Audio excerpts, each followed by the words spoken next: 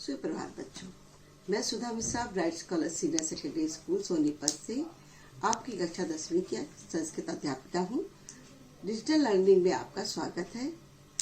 आज मैं आपको व्यंजन संधि समझाऊंगी। स्वर संधि आपको मैंने कक्षा 9वीं में समझाई थी। अब आगे आपका सिलेबस है व्यंजन संधि, तो मैं आपको आज व्यंजन संधि समझाती हूँ। समझिए, ध्यान से देखिए। व्यंजन संधि व्यंजनों का स्वरों या व्यंजनों के साथ साथ मेल होने पर होने वाले परिवर्तन को व्यंजन संधि कहते हैं। इनके निम्नलिखित भेद हैं। क्या है? व्यंजनों का स्वरों या व्यंजनों के साथ मेल होने पर होने वाले जो परिवर्तन होते हैं उन्हें हम व्यंजन संधि कहते हैं। इनके निम्नलिखित भेद हैं।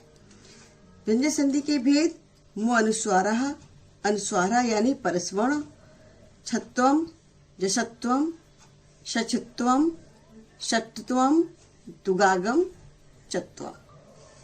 आज मैं आपको मु अनुस्वार और अनुस्वार संधि के बारे में बताएंगे। मु अनुस्वार संधि क्या है?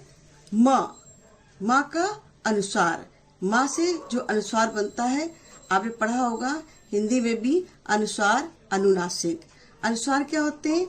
हलंत माँ, जो 5वां अक्षर होता है हमारे व्यंजनों का, वो हमारा अनुस्वार होता है। यदि पद के अंत में माँ हो और उसके पश्चात व्यंजन वर्ण हो तो उस माँ का अनुस्वार हो जाता है। समझ में आ गया होगा बच्चों? फिर से एक बार दोहरा रही हूँ। माँ का अनुस्वार, अनुस्वार का ये चिन्ह है। यदि पद के अंत में माँ हो और उसके पश्चात व्यंजन हो, वर्ण हो, तो उस माँ का अनुस्वार हो जाता है। जैसे रामम नमति, यह माँ है, ये क्या है? अनुस्वार है। तो यहाँ पर आपका आ जाएगा रामम, रामम माँ की जगह अनुस्वार आ जाएगा नमति। पाठम पठति, अनुस्वार लग जाएगा माँ का, पाठम पठति। मेघम पश्यति, अनुस्वार लग गया माँ का, मेघम पश्यति। पत्रम लिखति, पत्रम लिखति। और इसी प्रकार हम उसका विच्छेद भी करेंगे। अगर आपको दिया जाए मधुरम लिखति, तो आप यहाँ पर माँ हलंत लगा करके लिखति लिख देंगे। भोजनम खादति, अनुस्वार लगा देंगे, तो यहाँ पर माँ लगा के हम खादति लिख देंगे। देवालयम गच्छति, देवालयम माँ लगाकर इसका हमने अनुस्वार लगा दिया और गच्छति लिख दिया। हरिम वंदे, हरिम माँ हलंत लगा के वंदे कर दिया। ये आपकी मु अनुस्वार संधि है, जहाँ पर माँ अनुस्वार के रूप में आ जाता है। अब इसके बाद आपको अनुस्वार संधि समझाते हैं। अनुस्वार का अर्थ होता है परस्वर्ण। परस्वर्ण का अर्थ है 5वां वर्ण। का से लेकर माँ तक व्यंजन कहलाते हैं या होते हैं। जैसे का से माँ व्यंजन, का से णा तक, चा से या, टा से णा, ता से ना, पा से माँ, ये सब क्या है? व्यंजन है। और इनका 5वां वर्ण क्या है? का वर्ग का 5वां वर्ण अंघा, चा वर्ग का 5वां वर्ण या, टा वर्ग का 5वां वर्ण अणा, ता वर्ग का 5वां वर्ण ना, और पा वर्ग का 5वां वर्ण मा। तो उसी के अनुसार, नियम के अनुसार ही आपका यहाँ पर परस्वर्ण आता है 5वां वर्ण।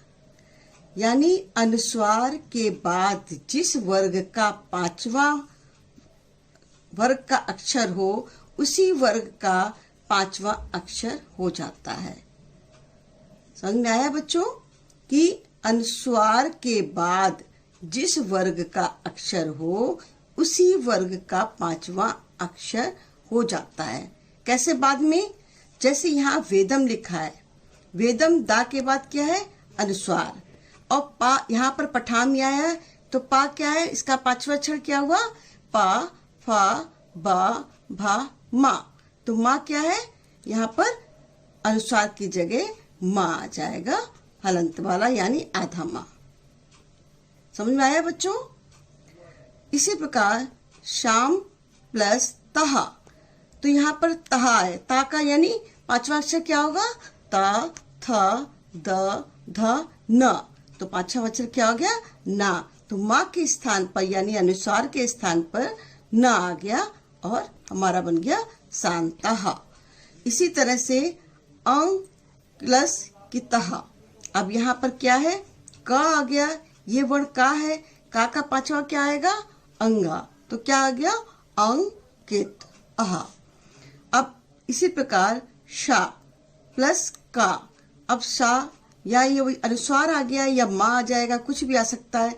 यहाँ पर का आया है, इसका भी पांचवा वर्ण अंगा होगा, तो संग कहा।